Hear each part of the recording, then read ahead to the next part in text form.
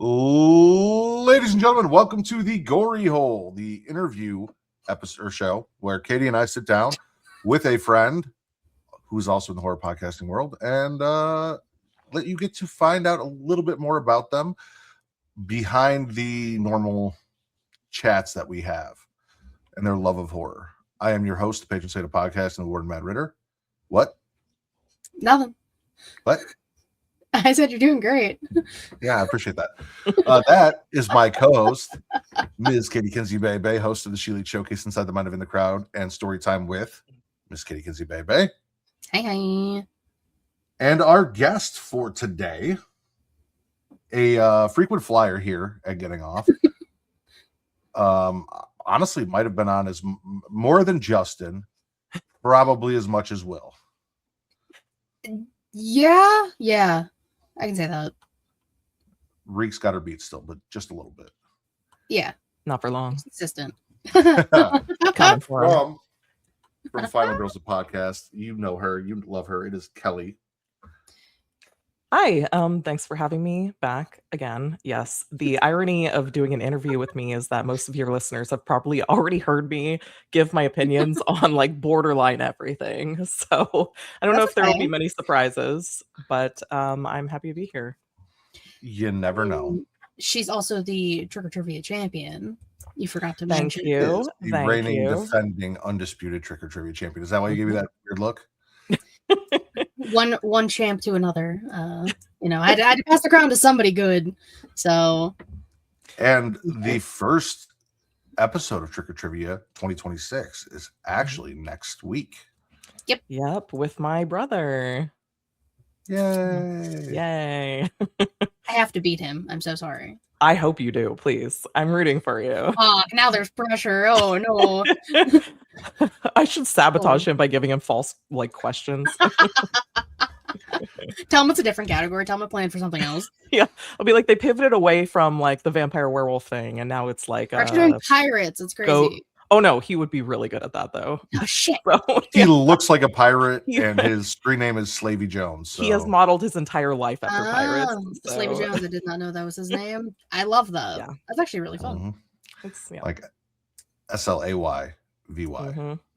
Slay. Got it. Yep. Look, I have the shit on my little brother. As you should. Mm-hmm. Absolutely should shit on your little brother. I'm looking forward to, if he does make it to the finals, you shitting on him in the finals and retaining your championship if that should happen. I would love that. I'm ready. See, I didn't announce her because I have to actively stop myself from announcing you as the reigning defendant because I did it for a year straight. A year, yeah. Then I have to stop myself now, and then I was just like, don't say those words. Don't say those words. That's okay. That's all right. That's why I'm here. Again, I'm here to help. Yeah. You want to kick us off, Katie? Yeah. Okay, so we'll start off real good here. What do you love most about horror movies? I think that this is probably not controversial to say, but I think a lot of us who have a love of horror tend to be kind of morbid with our interests in general. And so it's like, okay, I indulge in a lot of horror. I also indulge in a lot of true crime. And so I think that for me, horror is a way of exploring the dark side of life, in a safe way. I think some people like to be scared by roller coasters and stuff like that. To me, that doesn't feel safe. I don't like it. So I'd rather be on my couch watching scary movies. So I like to dive deep into those really fucked up topics without actually experiencing them, I think. I feel you on that. My daughter is becoming a little bit of a thrill seeker. Mm-hmm. Jumping off high things. We went to this place called Lava Island, which is just this giant indoor play area, and she's like, no problem going down the giant slides and climbing up and just free falling into airbags and shit. And I'm like, sure. I don't know whose child you are, but I need you to chill. So you're like, a transfer that physical daredevil is a ism into movies. So that's how it And is. she does a little bit. Like I said, we've been doing daddy daughter movie night on Fridays. She was in trouble this week. We didn't get to do one this week. I took it away because she doesn't want to listen. But she also goes really well and doesn't get scared at all, like no nightmares, nothing, which again worries me for the adult she's going to be. She'll be See, fine. that's funny because I have nightmares all the time, and I have since I was little.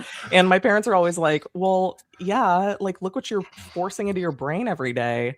And I'm like, I this was happening to me when I was like 4. I wasn't watching horror movies at that point, so it's just my life. Well, I'm glad you said that because what was the first horror movie you remember watching? I remember this very vividly because it was the original It. And that is not a fun thing to see as a child when you're terrified of being murdered by clowns, entities. I used to have these friends who, like, my parents would drop me off at their house. Eric was usually with me, and their dad was really into horror movies, and he would show us things that we should not have seen that young, and it honestly fucked me up for a while. Like, I was put off horror for a good long while because when he was putting on It, and there's the whole scene with, like, Georgie in the beginning, I literally hid behind the couch. Like, I was terrified, and that's also when I saw stuff like Chucky, which, now I dearly love, but I was a huge scaredy cat, and that did not help my situation as a kid. We're kindred spirits. I was the same way. And that, again, I showed Zoe both versions of it, the new and the original. Neither of them scared her. Not even in the new one where Georgie had his arm like completely torn off and all of that. Like, did not phase her whatsoever. And I'm like, have you heard the stories that I've told about my experiences with it? I don't know. Have I? All right. So again, my mom story time. My mom had me watching these movies when I was young because she enjoyed me being scared. Like, that was fun for her. So I remember one time specifically, we were at my grandparents' cabin, and I was in the shower, and I believe we had just finished watching it, or we were in the middle of it, and they had built an addition onto the house, so the vent from the bathroom actually let out into the addition instead of outside to vent out the steam. And my mom climbed up to the vent and whispered, "We all float down here," into the bathroom while I was taking a shower.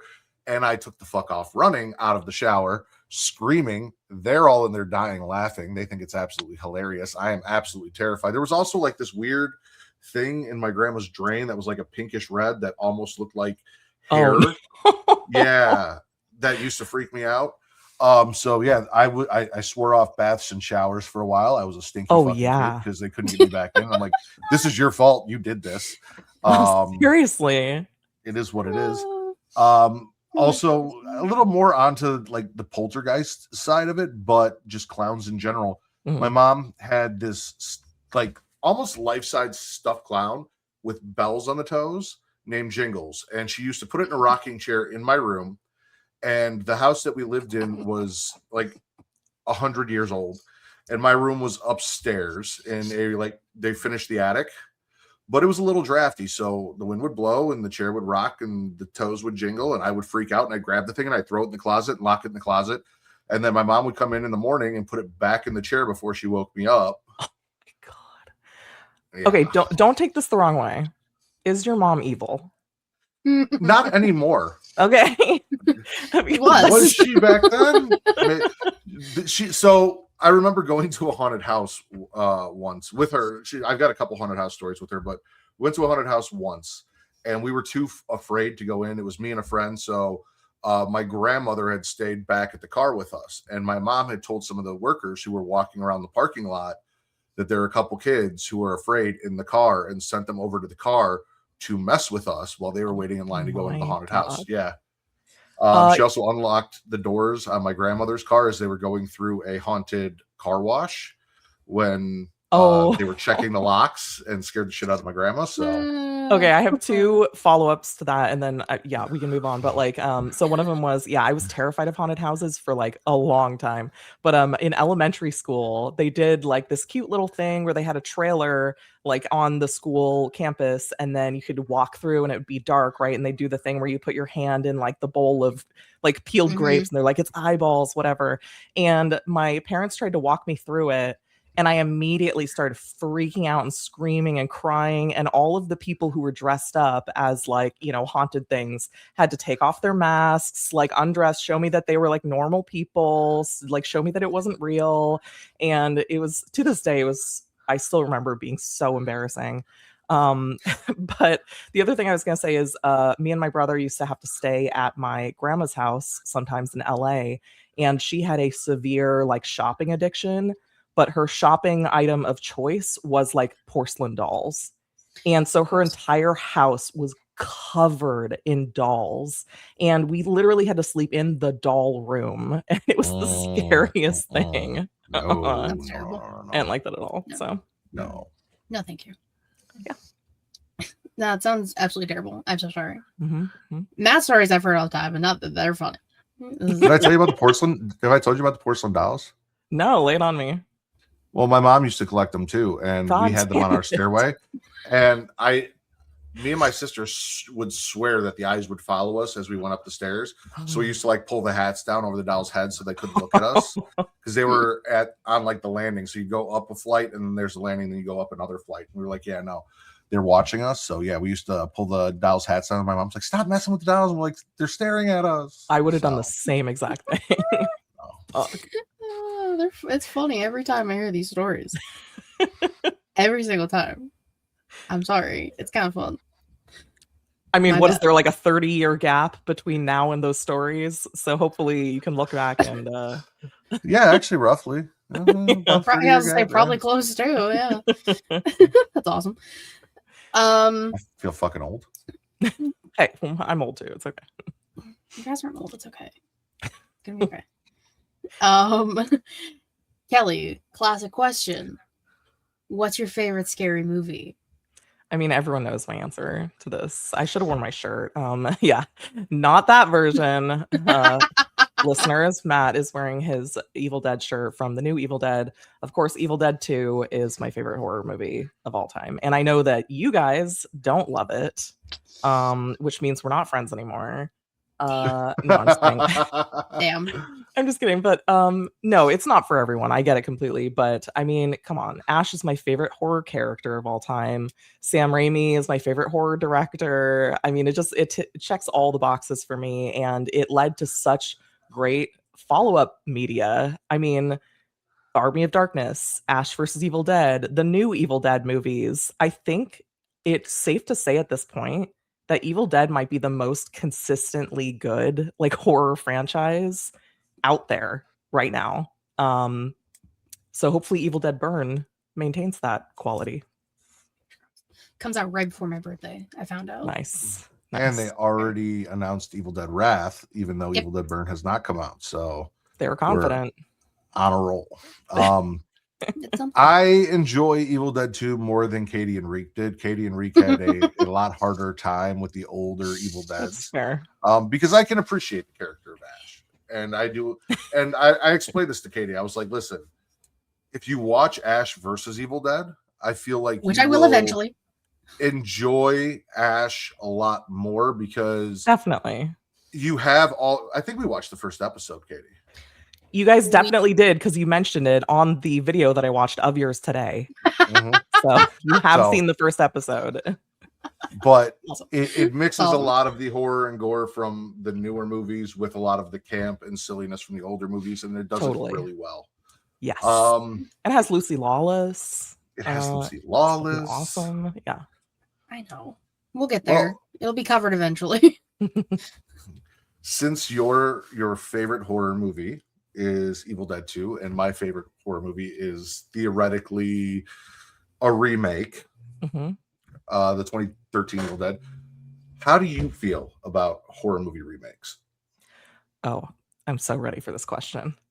So, first of all, in the interview that I watched with you guys, you specifically phrased it as spit or swallow. Yeah. So, Yes. so I'll just go ahead along with that theme and say swallow.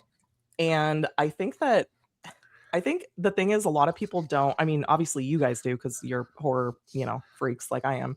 But like there's a lot of horror movies out there that people don't even realize are remakes, and they're fucking awesome. Like The Thing, The Fly, The Crazies.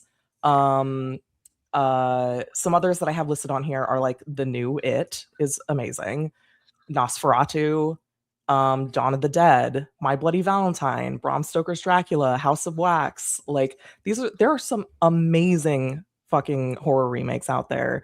And so I think Sarah and I were just talking about this earlier because spoiler alert for the episode releasing in a little bit. She's gonna get mad at me for spoiling this. We just did the original Suspiria, and I have not Oh. seen the remake yet, but I have heard some people put that in a similar camp of this improves on the original. And so I'm really Okay. curious to see that and see if that's true. But yeah, man, I think that there's a lot of opportunity for, like, even if the original is really good, you can always put a new spin on it. It might work, it might not, but why not? Like, why not? I always welcome more horror content. I don't think it cheapens the original. I love that answer. I think I said that it introduces a new generation of kids to some of the Yeah. characters that we know and love that they might not go back and watch because some of the other films are so outdated. Totally. Updating them for a new audience, there's nothing wrong with that. I actually have never seen Suspiria, Yeah. the original I- or the remake. I hadn't seen it until today. And so that feels weird because I went to like film school and you would think like Argento would be covered. But no, it's one of those movies where it's very of the time. And so even though it's really good, it does have that like 70s vibe that doesn't appeal to everyone. So I don't know, it's possible that the new one is amazing. And frankly, even remakes that are not like necessarily better than the original, I still enjoy. Like I love the Friday the 13th remake. It's Yes. so much fun. I It's love it. awesome. I like the Texas Chainsaw remake. I mean, so hell yeah, bring it on. Texas Chainsaw and I have a love-hate That's okay. relationship. I do too. I do too. But just having rewatched the Jessica Biel one, I was like, this is solid, Oh, honestly. well. I mean, that one is the best one. Well, yeah, that's kind of my So- point. An Evil Dead remake, even though it lacks my favorite character of all time, is still an amazing fucking movie. Like it's awesome. So Yeah. fuck Like yeah. we say it all the time that Matt showed Reek and I the opening of Evil Dead 2013. I We know were it's like his hooked, and then we favorite watched fucking it. thing. And literally, he's like, "Let me show somebody. Let me show everybody." But like, I appreciate it because it's iconic and then it makes it more modern and Yeah, and like you everything didn't about it is care. awesome. Yeah, you didn't care for the originals, which is fine. Like I get it. And Like so I love Bruce Campbell, but just those Sure. don't do for me for some reason. yeah. It's See, I loved it's- him in Bird Notice. So... Oh hell yeah. Of course. Is your favorite Texas Chainsaw Massacre number 2? I mean, mine is the Jessica Biel one. Okay. Well, I know that Texas Chainsaw Massacre 2 is kind of in the same vein of Evil Dead. Like it's got It's that been same a long camp and it's been a long time since I've seen it. It's possible that if I watched it now, it would be. But Yeah, it's but got like Bill yeah. Moseley as Chop Top and the Chili Okay. Cook-Off, and Oh, Okay. There's I mean, there's a lot of camp in there that's very Okay. similar to what they did with Evil Dead. well shit. Yeah, maybe it would be then. she said, I'll "All give right, it that. I have to rewatch and figure it out." I guess I have to. So what is your favorite horror subgenre? I have a very quick answer for this one too, because Sarah and I talk about it all the time. I love tech horror. I love horror that pits humans against technology and vice versa. And so, like, my favorite horror movie of last year was Companion, and Mm, I have the biggest crush on Iris, so there's that. fair. I love Megan. I love Ex Machina. I love Tim, which is no one's seen except for me, but it's like in that same vein. And then Black Mirror. Yep. Every episode of Black Mirror is a like tech horror Nightmare. situation. Nightmare. Yeah, exactly. And I think Black Mirror is so solid. It's exactly up my alley. And then just along those lines, I also like horror that is like where tech is part of the delivery system for it. So like that movie Host that everyone was watching a while back, which is like the Zoom call movie, which sounds stupid, but it's like effective and fun. And of course, my other dear favorite, Deadstream. Which is just incredible. So I love whenever technology is like just right up against people, like, you know, battling for supremacy. And part of it is because like I have a master's in human computer interaction. And so like literally my whole life is based around that concept, and it's my favorite thing. So you actually recommended Deadstream to me, and I sat down and watched it, and I gave you like a play-by-play Yep. as I was watching it, and I really enjoyed it. And that's one of my favorite things about this friendship that we've built through the podcasting is you and I just messaging back and forth on Blue Sky. Hey, so I watched this today. Hey, I watched that. I loved my favorite part about that was you were like, oh, Chrissy is Mildred. And then you were like, oh, she bit him in the dick. It's also just like a mad sentence as well. It is. I feel like just it's hilarious though. My favorite interaction was, I forget what movie you were watching. You were watching something and I was really excited. And I'm like, let me know how you feel about it. And then I don't hear from you for like 12 hours. You're like, I fell asleep and I have to finish it. It was that what's it called? It was that Santa one. Oh yeah. Silent Night, Deadly Night, the remake. Silent Night, Deadly Night. Because I know you really wanted me to get to the Nazi thing, and I did, and I was like, okay, I get it. Okay, no, so slight spoiler alerts, Katie. You're not huge on Christmas horror movies. I'm not gonna watch it. It's fine. Well, no, you actually might enjoy it. So the main okay. character is what the fuck's his name? The kid Billy, from it's Billy in this. It's like Rowan or something. It's something weird. Yeah, but it's the kid from Halloween Ends. The main character. He was also in the monkey. Yeah, he's kind of this weird looking the monkey. kid. The monkey was fun. I love the monkey. But so eventually you and I might get around to Silent Night, Deadly Night, the original, and then we'll see. But okay, sorry for the light spoiler. I'm gonna forget by the time we get to it eventually. So basically, this guy is traumatized by Christmas. He dresses up as a Santa Claus, and Santa kills his parents. Like that's not a spoiler. It happens right at the beginning. I hate it when that happens. He kills people. You come to find out he kills bad people, and one of these bad people, like they invited him to a white Christmas party, and it turns out the white Christmas part was a Nazi party, and like he goes white ham supremacist on a room full of white supremacists dressed as Santa and wrecks everybody, and it was extremely cathartic.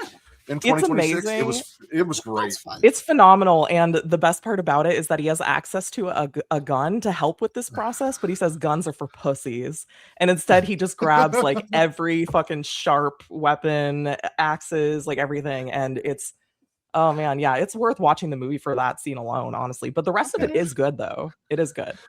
It starts out kind of slow and weird, and then once it gets to about that point, it really picks up. Then you're like, the movie's really worth. I'm on board. Yes, you've got me, movie. I feel like a lot of movies Matt makes me watch start off weird and slow. So sure. Hey, Phantasm. The whole thing was weird and slow.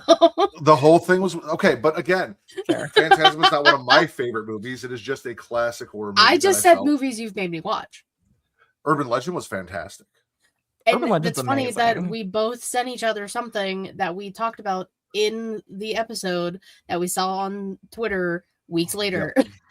Yep. As you do. Well, awesome. As we should. Since we've been talking about recent stuff, what is a horror movie that you watched recently that you really enjoyed? I have a quick answer for this one too, because I've already pre-ordered it. Because it was Sam Raimi's Send Help. So good. I'm obsessed with, and so I keep telling Sarah, I was like, we're gonna cover Linda on Final Girls, You she should. might be my favorite final girl of all time at this point. I was like, I love her. I love this movie. I love Dylan O'Brien in this movie. And it's just like, I know, right? It's Love such him. classic Sam Raimi shenanigans. It filled that Sam Raimi shaped hole in my heart, and I dearly love it. The scene where Dylan Ryan's paralyzed, that's all I'll Yeah. say. Yeah. Holy shit. That man's acting with his eyes, and I love him. We were just talking about this for a Patreon episode. We covered Love and Monsters, which he's also in, and we only watched it because we were like, oh, like it kind of made us take notice of Dylan O'Brien. I had never seen like Maze Runner or anything. I still haven't. I probably will now.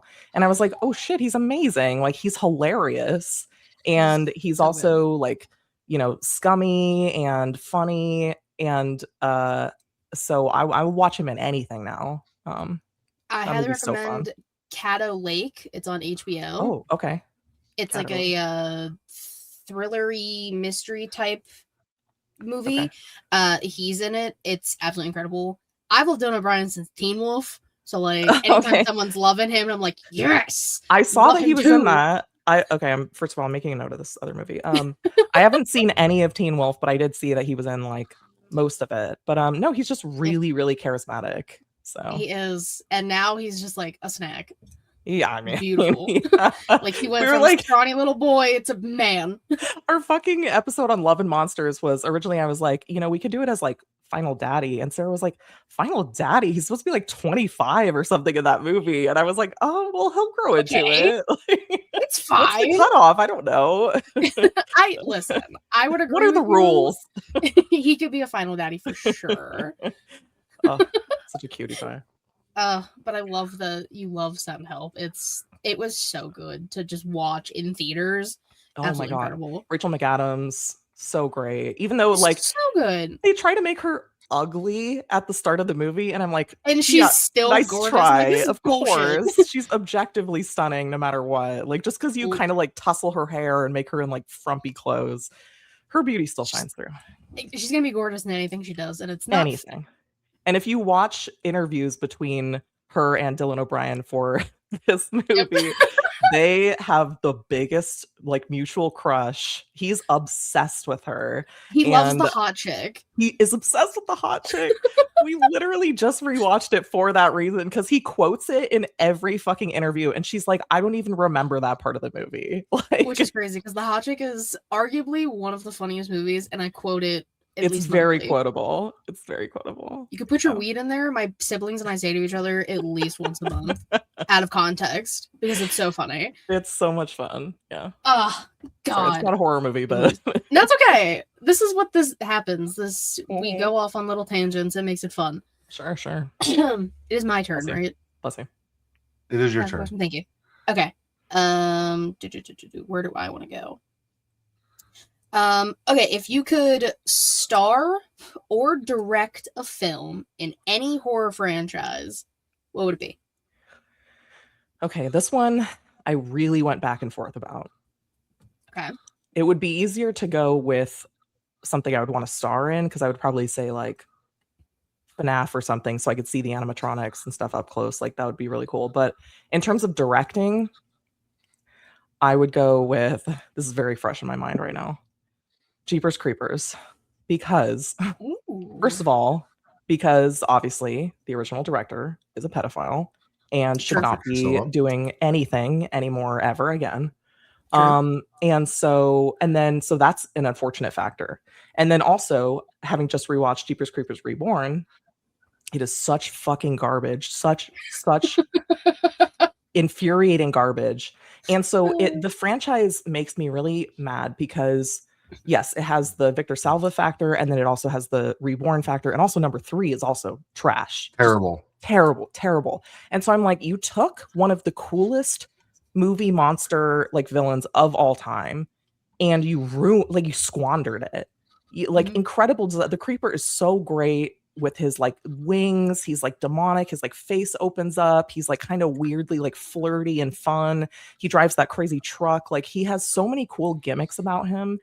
And you fucking ruined it with one of the like biggest franchise downslides of anything ever.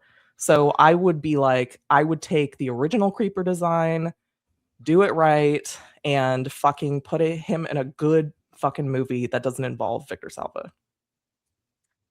Hey, works for me. And we know I love lore, and it has lore right off the bat, and it was lore that was easy to play off of. The second movie set up a third film so well, and they just dropped the ball. The third movie tries to add to the lore, but it's like the most incomprehensible bullshit ever. Nothing makes any sense. Yeah, so it could be a movie with really solid, interesting lore, and they just didn't go that direction with it, and it still just really pisses me off. So I think it's fair. I think that's valid. I've always wondered. So I've looked at the license plate in that movie two ways. Mhm. There's Be Eating You, and Or then there's Beating You. Beating You. Yep. Which one do you think it is? It's got to be Beating You. I mean, like, Okay. Beating You is kind of, and they make that joke also in Reborn. They're like, oh, see that license plate? Do you think it's Beating You or Be Eating You? I mean, Be Eating You is much more like fun of an answer, and it also aligns more with his character. But also, someone on Reddit made this point of like, okay, so is he going to the DMV for like his novelty plate? Like, which is a funny thought. I would love to see the Creeper in line at the DMV. But yeah, I think it's Be Eating You. Fun. Well, we've awesome. talked about movies. We've talked about some TV shows. I know that we've talked about some of your other horror interests, but what are they? Horror games, of course. Nirvana and I are big gamers. A lot of the horror games, you know, it depends. He has a range that he plays, and I have a range that I play, and so I'm playing things like Until Dawn and The Quarry, and like kind of more like choice-based ones where it's more like playing a movie. The butterfly effect, yeah. Yes, exactly. Yes. Nirvana is playing ones like right now he's playing Resident Evil 7, which has been great. I know. I think we talked about game. I think we talked about our love of Leon before, maybe. And I love that man. Who doesn't? But he has the stupid cheesy one-liners like Ash does, which is great. But it works. And Last of Us, you know, Silent Hill, Outlast, like there's a lot of amazing horror games right now. And they're actually making a movie of a horror game that we really liked recently called The Mortuary Assistant. Which, you know, if you don't want to play the game, just watch some Let's Plays of it on YouTube or whatever. It's super fun. Yep. It's a really fun game. We played through it and we got the bad ending, but you know, it happens. And I don't think any ending really would be good, but no, not in that game. You know, I think they're all bad. But they're making it into a movie, and I'm like, hell yeah. I would like to see more movie adaptations of horror games. Not like Until Dawn. The game is much, much, much, much better than the movie. Although the movie's fine, it's just like so different. I'm like, why did you even call it this? Yep. So I had a many conversation about that because I was pissed. I was like, how are you gonna make it Until Dawn? But it's nothing like the game. Like, you had the whole story right there for you. Like, it's the Wendigos are the coolest part of Until Dawn. I know, and the game is so cinematic already. Like, I get it. You really should just play the game. I mean, even if you're not a gamer, you really don't have to be. It's not that kind of game. But yeah, the movie is like just it's absolutely terrible. Still annoying. With the Resident Evil stuff, I've told Matt to play. Which ones did I tell you to play? The remake of 2? That one's good. And 7? I believe so. Because I was like, you need to play Resi 2 to like understand Leon and Claire. But then 7 is Ethan and the mold stuff. Because then 7 goes into 8, and 8 is an incredible game. Absolutely. Okay, thank you. I'm glad you said that. I feel like I'm one of the few people who really likes 8, but I couldn't finish 2. Which is fair. Like 2 is a pain in the ass. I don't like games where I am running from something that I cannot fight back against. So Mr. X is chasing me, and I'm trying to like sneak my way through the police station to find shit, and he's busting through walls. I fucking hate it. It gives me anxiety. It makes me uncomfortable. Which is fair. That's completely fair. But so I mean, if you play 7, then it's different. Like if you play the ones with Leon, then you're gonna get that stuff. And those are also a little bit notorious for being kind of like Michael Bay-ish, like really over the top, really goofy. But if you play like 7 and 8, you don't get that. Yeah. You can fight Good. back. You're fighting like the molded, and play 7 in VR. That shit's crazy. Oh my god. I think playing in VR I would have a heart attack. 7 got me a few times, 8 a few times as well. Yeah. But it's just Matt, you're gonna love 7. I need the fuck Resi 2 now. Just play 7. 7 I don't care if you don't ever finish 2. It's one of the best horror games of all time. You don't need to know the lore with like the past like Leon stuff or whatever. So No, because you get new lore. You get new And lore. Chris. Yeah. Sure. It's actually funny because I should have sent you the clip, but I just saw a clip on TikTok or Instagram where it was someone playing a Resident Evil game, and Nemesis was coming, and they were shooting at it, and it started running at them, and they said "fuck it" and just quit the game. Like, open up the menu and turned it off. Said nope, done. And I was like, "That's me. That's me." That's fair. I'm like that too. That's like I also don't love those horror games where you don't have weapons necessarily. Like Outlast is a really, really scary game, but a lot of that is because you can't use weapons against what you like. You have the camera, and you're just like refilling batteries in your camera and just like trying not to die, and you're like hiding under beds and like in cabinets and stuff. That's not my type of thing, but I'll watch it. Oh yeah, no, Outlast is like anxiety in a video game to the highest degree. It's genuinely really scary.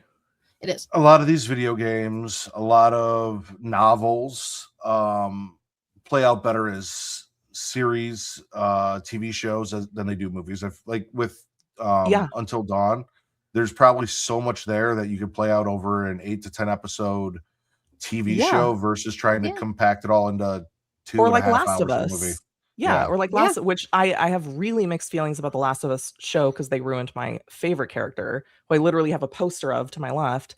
But the first season is really good. The first season's really good. My favorite character is Abby.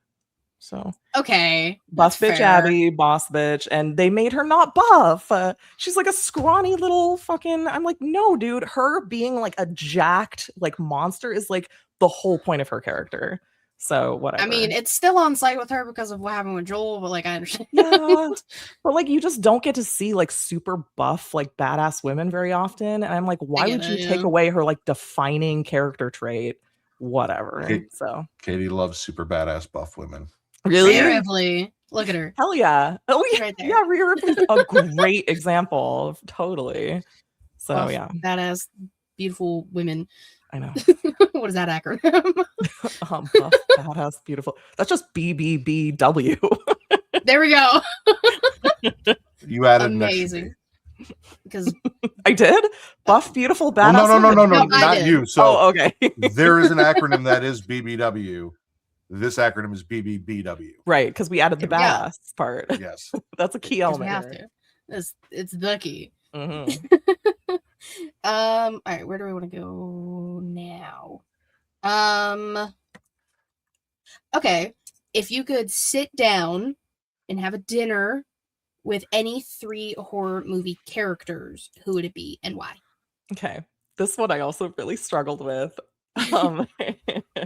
and so don't judge me, but I ended up going with characters that I like have at least some semblance of a crush on. Nothing wrong with that. I was like, hey, I'm gonna have a fun dinner, whatever. So first of all, yes, Ash is there because you know what? Ash brings the party. All right. Ash is just a bucket of fun no matter what. Is he gonna derail every conversation? Yes, he's gonna ruin everything, but it's gonna be really entertaining to witness. So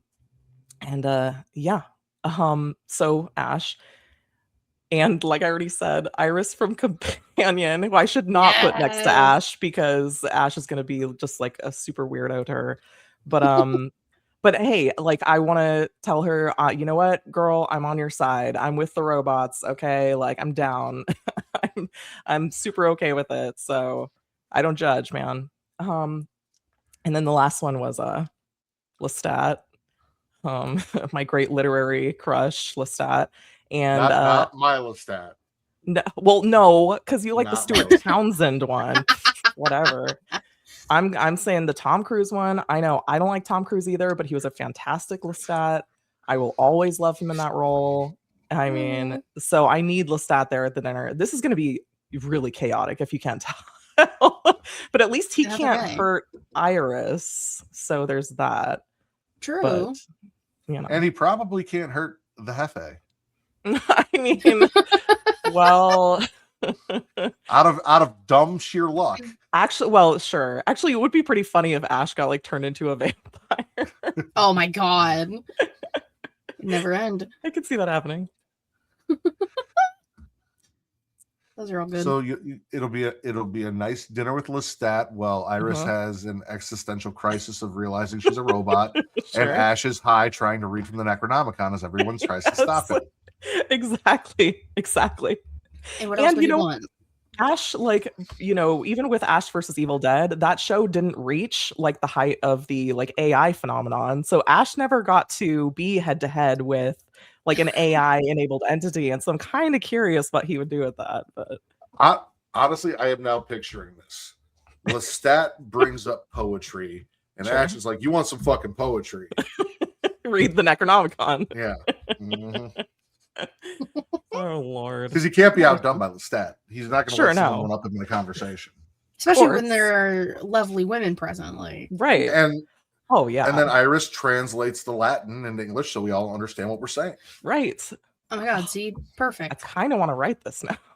It's gonna be my fanfic. Kellie's dinner with the 3 weirdos. Hey, I'd read it.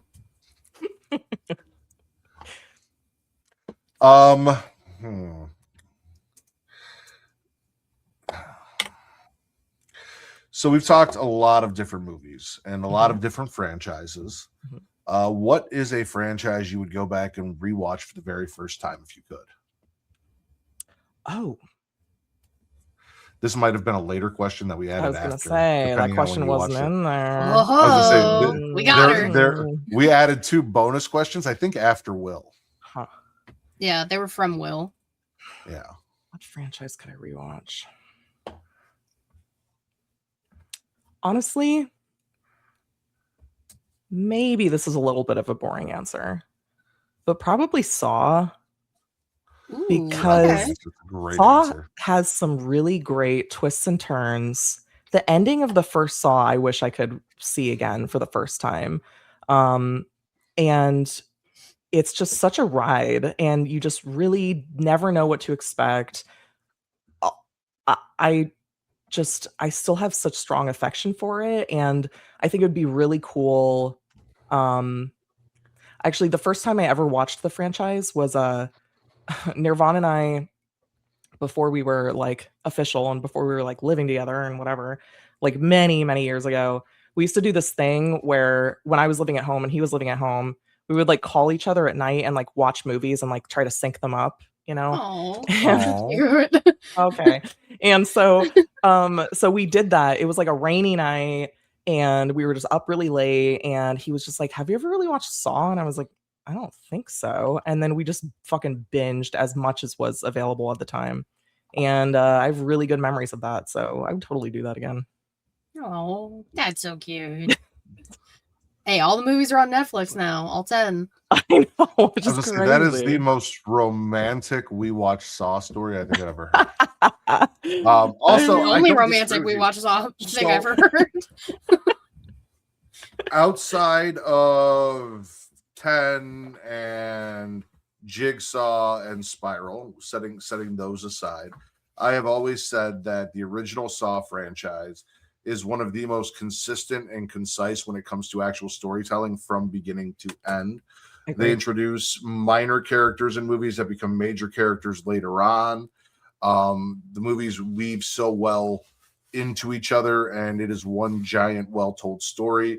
Yeah. I get that a lot of people would watch like Saw and then maybe wait a year, a couple, and then see another one and not remember the little connections. But if you sit down and marathon the original Saw franchise, it is absolutely beautiful. You will see lots of connections. Yeah. Seeing that for the first time. I know. Fantastic. I know. And like, think about the great fucking characters. John Kramer, incredible. Amanda, Hoffman. Nirvana and I love Hoffman, which I know he's like in the later ones, but I know he's a funny character. But yeah, so it's just yeah, of course Adam in the first one, and it's just, man, what a fucking fun franchise. I'm so glad that they did 10 and showed people that they could still make good Saw movies. That was a nice little surprise. So Matt didn't really like 10. that's okay. I didn't love 10. I said you didn't really like it, so Yeah, I it's know. not saying you hated it. I know, it's just Let me guess. It was Amanda's terrible wig that did it Oh, for you. No, God. I mean, that was bad. was really that did bad. bother me, but Bother me. I didn't like seeing John Kramer, who has been this genius this entire time, get so easily duped Mhm. in this scheme. Like, I understand, Fair. especially seeing him go to the insurance agent and be like, hey, there's this and there's that, and I Yeah. want to try these things. He seemed very well researched and Mhm. all of this stuff, and to see him go and fall for this scheme, one of the smartest man alive. And I get it's fair. It's the the hope, desperation. the right? desperation. Not even yeah. hope. Yeah, just despair. Just like, I've tried everything else and I'm gonna die anyway. So like, Yeah. but no, I get it. But man, that one has some great traps too. Some Yes. really rough ones. Fuck. Oh, yeah. So. I just watched that the other day. No, yeah. I watched it on Friday the 13th. Because perfect. nothing was playing Friday the 13th anywhere. And I was like, this is bullshit. I was at work. I was like, I just want to watch Friday the 13th. What's happening? Seriously. I couldn't watch it. So I had to watch all 10 because it was on TV. Why not? Why not? Yeah. There's something. So we're talking about a lot of stuff you love and all the things we like about horror, but what is your biggest horror turn off? This is easy because I know for a fact that Sarah's gonna have the exact same answer. Animal death is the number one. And obviously like sexual assault, but unfortunately we've had to get really used to consuming that media. But we were on another podcast talking about The Thing. And The Thing, such a great movie. Lots of dog death, like early on, heavy hitting, gruesome dog death. And all of us kind of agreed, like, okay, I get what it's doing. It makes you, recoil entirely from this monster, but it sucks to see. It really sucks to see. We talked about this with Night of the Reaper. Also, lots of dog death. We talked about this with Sleepwalkers. So much cat death. So many cat corpses. We're just like, can we not? So when I had just made Sarah watch that Dylan O'Brien movie, Love and Monsters, there is a dog in that movie that he pals around with named Boy. And she was like, I don't think Kelly would make me watch this if the dog is going to have some like horrific demise. And it doesn't, to be clear. I'll just spoil that now.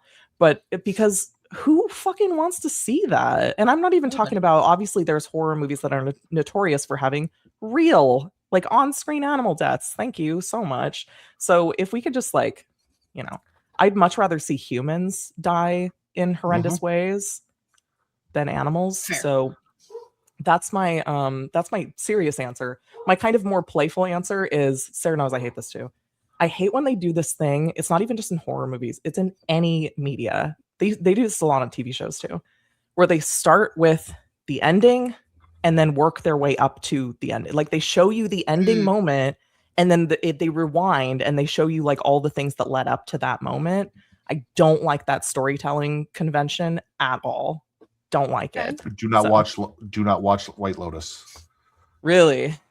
Same That thing? is literally the premise. All 3 seasons, it starts with the end of the season, and then every episode is working back to like they don't give you. They don't. So you'll see that somebody died, but they won't tell you who. And then you go back to find out how we got there and who is the person that actually died. So it's like the Knives Out movies. A little bit, kind of. Well, yeah. I mean, yeah. I think the very first time I ever noticed that convention being used a lot was way back when I used to watch Alias. And I would always be like, what the fuck? They're doing the thing again. Oh, fine. Okay, fuck. I just don't enjoy that. So, I mean, that's a valid answer. Clearly, there was a dog in the background that also does not enjoy dog death. That's a fucking dog. Like, just freaked out for some reason. Probably the pizza getting here or something. So, my wife turned on the Alexa notification for our Ring doorbell, and now every time it says someone's at your front door, my dog loses his shit. I'm like, you need to turn that off. Seriously. Yeah. Don't condition the dog to react to it. Oh God, no. Oh, fuck. But so those are your biggest turnoffs.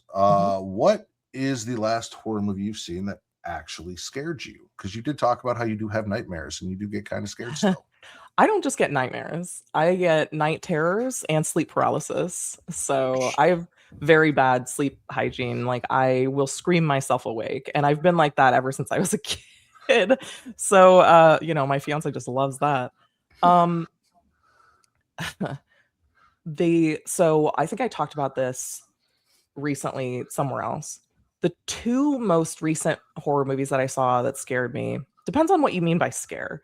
There was one movie that scared me with it had a very really intense jump scare that really got me. But then the two movies that consistently made me feel afraid from start to finish were both by the same director, and that's why I'm very much looking forward to his newest movie. Damian McCarthy directed Oddity and Caveat. Matt, I think I might have just mentioned these to you. You did, because they kind of are that slow burn, type. But oh my God, they had me so reeled in, so just feeling that just pressure of dread on my chest throughout. And I got jump scared multiple times throughout both movies. Caveat has maybe one of the scariest visuals I have seen it. I'm literally getting goosebumps thinking of it. And so he did do the new Adam Scott movie Hokum, which is coming out relatively soon, and I cannot wait because it takes a lot to scare me. Those movies scare the fuck out of me, and so I'm really hoping that Hokum is along those lines too. I love that. It's so funny you brought that up because you did talk about those movies, and then I think a day or two later on Creatia, we watched the trailer for Hokum, or did we watch the trailer for Hokum? We watched it here. We watched it. Yes, we watched it here. How dare you? And Katie's like, "What did you think of that?" I'm like, "It looks like a bunch of Hokum to me."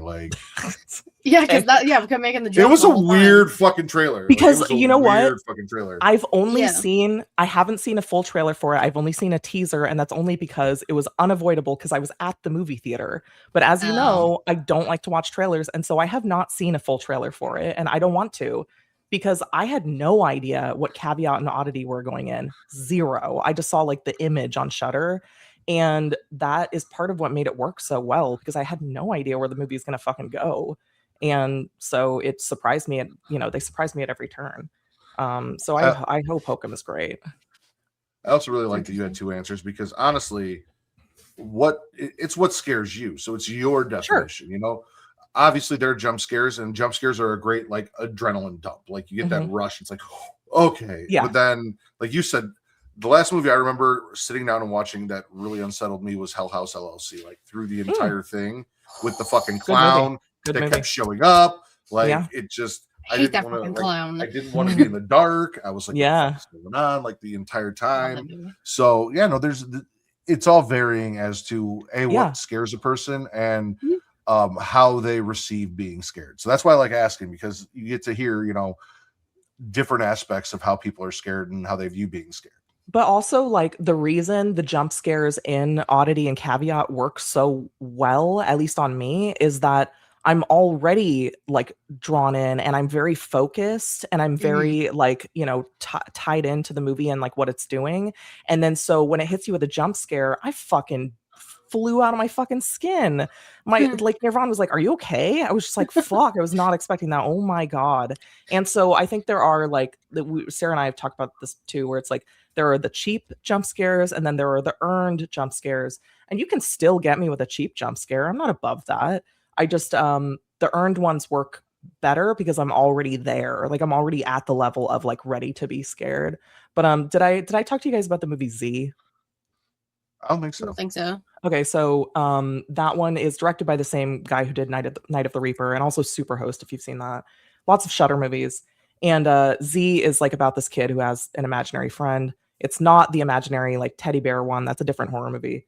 But it fucking has a jump scare that Nirvana and I literally jumped off the couch and yelled.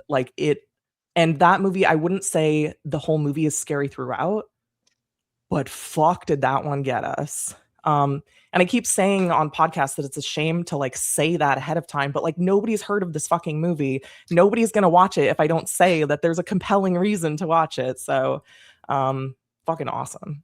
Yeah, it's like you're not saying like when it happens in the movie Yeah. or anything. You're just saying it's something Yeah. to anticipate. Just like I hate when people say like, oh, you'll love that movie, it has a great twist. I'm like, you just ruined that there's a twist. I'm gonna be looking for the twist. You just the whole told time. me. Like, thanks. Fuck. Anyway, I love I have that. strong opinions. Hey, and we love strong opinions. I think this is the last question, if I'm counting right. I'm going to let you ask the question. I'm going to ask her a prerequisite question and then grab something to drink real quick while you're asking. Okay. Have you seen Cabin in the Woods? Are you kidding? I'm just making sure. We covered it on the podcast. That's okay. we I did. don't expect you to know our backlog. That's fine. But hell yeah, Yeah, No, no, Matt, no. Cabin in the Woods. know the backlog. That's that's in my top 20. Like, I fucking love that movie. So Well, that makes this question so much better then. Okay. So is it gonna be like, what would you touch in the cabin that would lead to like?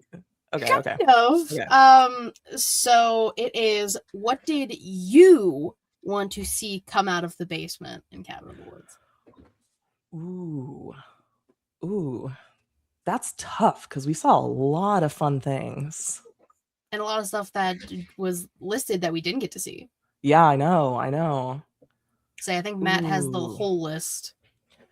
He used to. Oh, I don't know if he still does. I'm well aware of it's like angry molesting tree, Evil Dead, Deadites, Evil Dead. Like, that is, by the way, angry molesting tree is Katie's least favorite. I hate that with a burning passion. Oh, well, I mean, first of all, it's disgusting. So I don't even like that they did it in the new one either. I was like, fuck, they're doing the tree thing. I didn't notice they did it in the elevator until Matt and Reek told me, and I was like, now I'm mad. Yeah. So if you would like a list of possibilities, I do have a list here. There's Alien Beast, angry molesting tree. I have an answer. Okay, then I'll stop. Oh, you got an answer. I'm pretty sure this is on the list, but you can correct me if I'm wrong. Giant kitten. Giant kitten? Wait, that's awesome. I do not I see giant swear kitten my on the brother list. brought this up in the episode and he said it was on the list, but he could have bullshitted me. So well, that'd be cool. There is giant, and there is giant snake. The giant snake was cool. I like that shit. All right, so I'm gonna run down the list here. Okay. So we have Alien Beast, angry molesting tree, which I'm just gonna say again because Katie. Hey. The Bride. I don't think the current one. Clowns, Deadites, demons, dismembered goblins, the doctors, the dolls, dragon bat, giant snake, hell lord, the Huron, jack-o'-lantern, Kevin, merman, mummy, mutants, the reanimated, reptilius, Sasquatch, Wendigo, Yeti, the scarecrow folk, sexy witches, snowman, sugar plum fairy, twins, unicorn, vampires, werewolves, witches, wraiths, zombie redneck torture family, and then zombies. Okay, I knew as soon as you said it which one I wanted, and it's dragon bat. I fucking want dragon bat. Give me that. Like, first of all, bats are my favorite. Dragons growing up was like one of my also like silly interests. I was obsessed with the movie Dragonheart. And I had like the toys and everything. They had this wide range of toys that I used to get at Target. And so yeah, absolutely. Let's see Dragon Bat. I bet that's fucking sick. Okay. Like a heavy metal album. Well, we do see the Dragon Bat because it is unleashed in the bottom. It like flies through the window and it's like in the room with them for a minute. I'm gonna look it up right now so I can refresh my memory. See, my answer is Kevin always, because so, why Kevin? I mean, my theory sexy on witches. Sure. Oh, shocker! Okay, that's what Sarah would say. I guess that was not meant to be a slight at her. I just know she's gonna say that. Kevin, I'm imagining is Kevin from like Sin City. Did you guys remember that? I was just imagining some dude in like a white button up and like a tie and khakis named Kevin. I think. That's Oh what I yeah, pictured. Dragon Bat. You're right. We did see this. Oh shit, and it is exactly as sick as I pictured. It would have Okay, been yeah, really cool to we come do out. see a quick one. Yeah. Yeah, Kevin in Sin City was like Elijah Wood's character, and he was like this little weirdo who had these like reflective glasses, and he was just Mhm. like, he looks normal, but then he's like psycho and super violent and super scary. But like you look at him and you're like, he looks not imposing. So that's what I'm picturing. It's weird that you say that because when I hear Kevin, I see Elijah Wood in my head. So Yeah, exactly. Oh Man, I need to rewatch okay. Sin City. It's been a Maybe minute. I'm the outlier here. I just picture some dude in like glasses and like a button up and a tie. But he just looks normal. He's just I a normal mean, guy. normal dudes commit heinous crimes every day. So In the criminal However- justice system. However, Kevin could also be Kevin from Home Alone. okay, or You it could mean be Jigsaw? I mean, I've heard Jigsaw. If you or it ask could Will. be it could be Kevin from The Office. How about that? Oh shit! There we go. That would be terrifying. That would be terrifying. Are there other Kevins? There's another Kevin. There's definitely other Kevin Hart? Kevins. Kevin Bacon. Kevin Spacey, scary. Oh, shit. big scary, big Yeah. scary. Ooh. See, now keep him in the basement. He's not allowed out.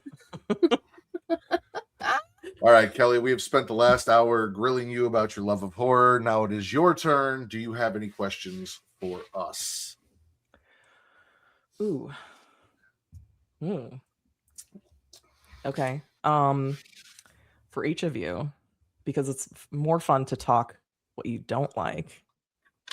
Tell me a horror movie that you really hate. And Matt, it can't be It Follows because I already know all your stuff on that. Got your ass. I know how much you Well, love I gotta- elevated horror. So Well, now I got to think. So, because that was easy. I mean, well, mine, and I mean, to some people, it's a crime. I hate Hereditary. okay. Like- Why? I don't know. I saw it in theaters, and listen, little girls getting head taken off was crazy. Like, So holy crazy. shit, did not expect. But then after that, I just wasn't really into it, Didn't and the grab ending you. was weird. I mean, Toni The Collette ending is weird. dope. Like, nothing against her. Her acting is Sure. incredible. Oh, always. But just something about it just I didn't connect with. And when people are like, it's my favorite movie, I'm like, that's a choice that I'm not going to agree with you on. I That's agree with fair. most people, but that is just something about it just did not click with me, and I'm just not a fan. Totally fair. It's just What funny. movie It's did also I like an hate? elevated horror because I know he doesn't like Hereditary either, but it's fine. Or the Babadook. Babadook. I've Or only The seen parts of Witch. the Babadook. So I also hate I always call it the Vivitch because the W isn't Because connected. like It pisses me off. two V's. Yeah. Irritates me. Like my It's friend and I watched stupid. that in college, and we were just after it got done, I looked at her and I was like, "What did we just fucking watch?" That's my favorite kind of movie though, is when you stop and you're like, wait, what? Like I feel like I wasted like a day. Fair. Talking about movies that were wasted. The Happening. Do I know what that is? Yeah, you do. Mark It's the Mark Wahlberg. Wahlberg, Zoe Oh, Deschanel. is that the grass? Yeah, Yes. well, yeah, it is. Okay, yeah. The Wind Kills You. So And Mark Wahlberg and Zoe Deschanel have the most unbelievable romance. he's also God not fucking believable. awful. He's not believable as a science teacher either, but that's another No, issue. at all. He's not believable in most roles, to be honest, but that's so funny. No, we just talked about, okay, yeah, I'm gonna show my hand here. We just talked about Trap on a Patreon episode because I love Trap for how stupid it is. I know I've talked about it with you guys too, but I said in the episode that I think that M. Night might be becoming a little bit of a like secret genius when it comes to so bad they're good movies. And I put The Happening firmly in that camp. It's so bad, but I laugh every time I fucking watch it. I still quote things from it. And that's how I feel about Trap. And that's, and he also did like Glass. He did like Lady in the Water. He did just some old, right? Some of the worst movies ever. And I'm like, I kind of like this turn for him. He went from these brilliant movies like The Sixth Sense and Unbreakable, and then what the fuck, and Signs. And then like, what the fuck are you doing now? Is he okay? I don't know, but I love The Is Happening. I also But it's know not a that good horror movie. It's not good horror. the aspects that I really enjoyed about Split are the things that you didn't like about Split. That's right. That's right. Yeah. I think Split's hella fun, but that's fine. Split is a fantastic movie. It's just I prefer to think of the Beast as this weird supernatural metamorphical character, and Not James McAvoy ripped that's where we jumped the shark shredded. for you a little bit. Did you like The Menu? I did. I'm just wondering if that fits into that like elevated horror like genre for you. I'm just wondering. Well, it's because it's not all elevated horror that I don't enjoy. Like I said, I love Jordan Peele's movies. The remake of Candyman was fantastic, except for Nope. I thought Nope was fucking stupid, and I did not enjoy Nope. Okay. Nope did not do it for me, but I loved Us. I loved Get Out. Get Out. I loved.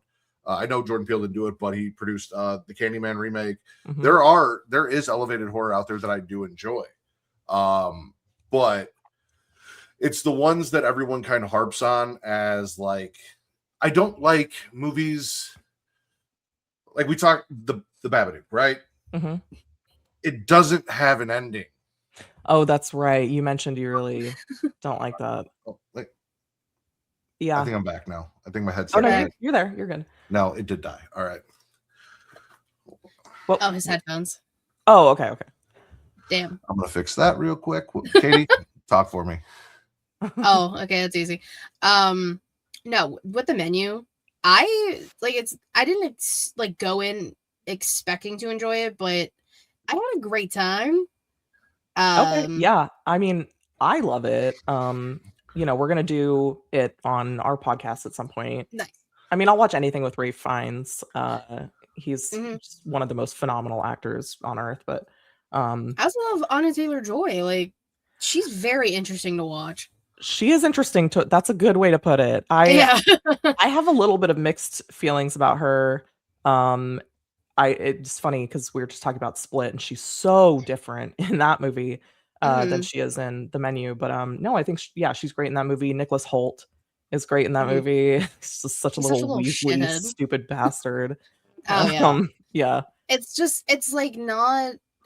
I don't know. Again, I don't know what I was expecting when I went into that, but it's all about a cheeseburger, and I'm like, I get it. You make me a good cheeseburger, I'm set.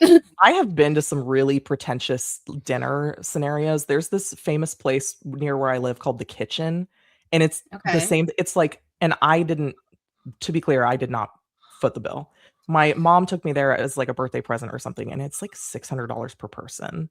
And it's like, I know it's ridiculous. First of all, we're not rich, just to be clear, at all. It was like supposed to be a big like splurge thing, and because we'd heard about it for so many years, and it's like an experience, and you get like a million little like things, and then you can have as much as you want, but it's like anyway, it's not worth it, to be clear. Yeah, that's but crazy. It really, that's what that movie reminds me of. I'm like, these scenarios do exist and people do indulge in this. Oh yeah. And so it really hit home. But yeah. See, I feel about that kind of stuff like there's I think it was called Fast Foodies, but there was a show where they had like chef shelves recreate and then deconstruct and make their own versions of certain like celebrities' favorite fast food. So like someone come in and they'd be like, I love the cheesy gordita crunch. So then they would homemake a cheesy gordita crunch,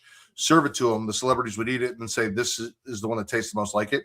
And then they would deconstruct it and make a plate, but it was always a plate that was like this big with like half a tortilla chip in it. And I'm like, you would charge like $100 for that fucking plate, and it's a fucking bite. Like fuck you.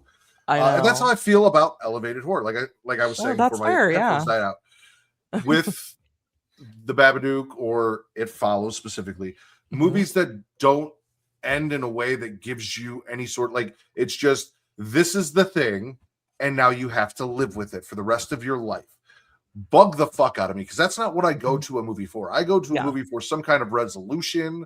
Or like, I don't go to a movie to sit down and be like, oh, well, I'm depressed, and now I have to live with my depression for the rest of my life, and it's just a thing that happened. No, that's fair. Like, that's exactly what I was just telling you about when I watched The Housemaid. Like, that's how I Mhm. felt about that. I was like, I Yeah. didn't sign up for this. I don't know. Oh. Like, so anyway, I won't spoil it for anyone, but so same thing. So yeah, there's some things that are just it's so personal, you know? Mhm. Yeah. Like, so Yes, Katie, I do understand that you do just have to live with depression, but I don't want to go to a movie that reminds me that when the of these movie's like over, real I just life said, like I bummers. watched this whole movie and I was rooting for this woman to beat depression, and no, she's just gonna have Sure. to fucking live with it. And then I we were turn the movie rooting off. for I'm like, you. We were all rooting oh, for you. How I'm still dare here you? too. You're right. Fuck.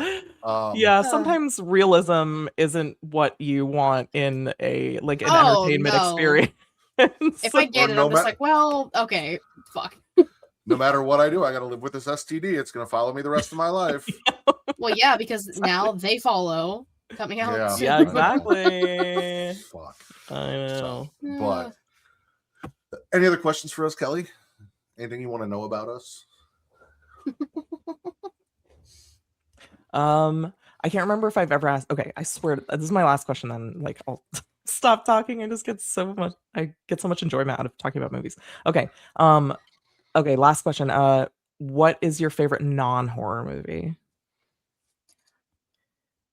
It can be a sentiment. I always preface it with this. It can be a sentimental favorite. It does not have to be fucking, like Schindler's List or something. It can Oh my be. God. I went to that school. It would be really unhinged if someone said that was their favorite movie. If someone says that's their favorite movie, I'm calling the police. Right? Like, that's not okay. Even though it's a good movie, like if that's your sentimental favorite, something's wrong. But Yeah, that's a big problem. That's not okay. I'm gonna say Labyrinth. okay. I hear you. I don't know what it is about that movie. It's just something I love. I watch it know what every it year is on my about that birthday movie. now. Well, it's David Bowie, but David Bowie. that's besides the point. That's like your comfort movie. Oh yeah, like eventually I will get the worm tattooed on me. He's my favorite character. He has like 2 minutes of the movie, but like he's my favorite. My sister and I quote his entire dialogue all the time. I have a little figure of him on my bookcase that I bought. I love that. It's just something about that movie. Like the music is incredible again because David Bowie. The theatrics of the movie, it's just aesthetically beautiful to watch. The puppets are dope. Except those little fucking things in the woods. I hate those things. And still to this day, they give me the creeps. Sure. But yeah, I always think about that because like I always see the interviews with like Letterboxd favorite 4 movies. I'm like, I would have to walk away. I know Labyrinth is on that list, but they all change, and I have different favorites of different genres. So it's hard. That's a hard question. It is hard. This is easy. Okay. Something else that I share in common with Sarah and your brother is my love of Kurt Russell. Sure. But I know he's Sarah. also not my favorite character. But also not my favorite character in this movie, even though he is the lead. My favorite movie, not just non-horror movie, but of all time, is Tombstone. My daughter's middle names are both from characters from Tombstone: Zoe Holiday and Olivia Wyatt. I love so I have Wyatt and Holiday. and I don't think I knew that. I absolutely love that. Tombstone. I grew up watching it as a child, and it has always just kind of carried with me as I've grown up. And Doc Holliday is my favorite character in cinema history. Like Val Kilmer, that's the greatest thing he's ever done, in my opinion. It's the greatest thing he'll ever do. Fucking love it. Well, he's dead now, so yeah. Well, I mean, they're bringing it back for AI. Don't worry. yeah, that's true. Good point. But you talk about movies that you quote all the time. I quote his lines from those movies or that movie constantly. So those are both great answers. I actually asked this question. It's usually not phrases like "What's your favorite non-horror movie?" I just say "What's your favorite movie?" to like everyone that I ever meet, and I've actually never heard either of those as answers. So very nice. Those are good answers. Hell yeah! Look at us go. We did it. Fun fact: it is also Travis's mom's favorite movie, which is something that her and I shared together. So, we love a little fun fact. Yeah. That's awesome. That's awesome. Nice. But all right. If you have nothing else for us, unless Katie came up with something, we got nothing else for you. No. No. I mean, Kellie, I'm really glad we got to do this. yeah, no, this was great. This was fun. It's always a blast having you on and learning a little bit more about the stuff that we don't get to talk about because Yeah, topics and themes and things like that. So sure. just kind of digging a little deep into who you are. And our next episode after this one, after everyone watches this one, will be your other half, Sarah. So she will be our next interview. Which is also your brother's other half, which is weird. But Yeah, I mean, it's more his other half. I was gonna say you guys My share custody professional of other Sarah. half. Yeah, we share custody. Yeah, he gets her 90% of the year, and I get her You for get like her a on week in weekends. LA. Like, yeah. So make sure you guys tune in for that. But Kellie, let everyone know where they can find Final Girls, the podcast. Yeah. So I'm gonna fuck this up. Sarah always does it. Sarah always does it. Okay. You can find us at Final Girls Podcast on Blue Sky or Final Girls the Podcast on Instagram. Sarah's more active on Instagram if you want to talk to her. I'm more active on Blue Sky if you want to talk to me. And also just final-girls.com. And, listen wherever you get your podcasts. We also do have a Patreon where we cover Final Daddies, Final Cats, Final Ish Girls, and various other things. And we drop a new episode every Wednesday, and then for Patreon every other Friday for now. So please come and talk to us. We love talking about movies, and we love guesting on other podcasts. So go watch their show. It's fantastic. We love them. Go listen to their show. Or listen to one of the many episodes that we've been on your podcast, which has got to be like past 10 now. Well, the goal is that if they hear you here, they're like, they're amazing. Let me go hear them over there. Well, and vice versa, because we'll share this so that people go to your awesome podcast. So, hey, if any of our listeners are watching or listening to this, please indulge in getting off. So at least the 10 episodes that Kellie's on. At least you can stop there. Everything else is there's no value beyond. But we really hit our peak at that point. Everything else, everything else is downhill. Everything else is terrible. My better podcasting half, Katie, where can they find you and all the things you do that aren't getting off? That's me. You can follow me on Twitter, KatieRasslin13. The link tree in my bio to take everything She Lead Showcase. Twitch.tv/She Lead Showcase and YouTube.com/She Lead Showcase. Typically, we go live Thursday, 6 p.m. Eastern-ish. And I decided I'm going to make us a TikTok because I need to do something to keep me busy because I don't do enough. So it'll be probably just She Lead Showcase on TikTok. I'm going to do that this week. Nice. There you go. And as always, you guys can follow me everywhere at Getting Off, TikTok, Instagram, Threads, Blue Sky, all of the places. Most importantly, though, if you're watching this, you're watching it on YouTube because this is only available on YouTube. So youtube.com/GreaciaWorld, which not only gets you everything that Getting Off is done and then everything that Katie and I used to do for Smacking It Raw, but the Creation Conversation, where if you love just nerdy shit, movies, TV, video games, all of that, me and Travis and Mara when she gets back from maternity leave, because even though we don't pay ourselves, we do still give maternity leave. When she comes back, we sit down and we have subjects and we watch trailers and we talk latest news and rumors and movies and what we've been watching, what we've been playing, all sorts of fun stuff in the nerd sphere. So come check that out as well. For Miss Katie Kinsey Bay and the reigning, defending, undisputed Trick or Trivia champion, Kellie, I am the patron saint of podcasting, Warden Matt Ritter, and this has been the Gory Hole. Yay.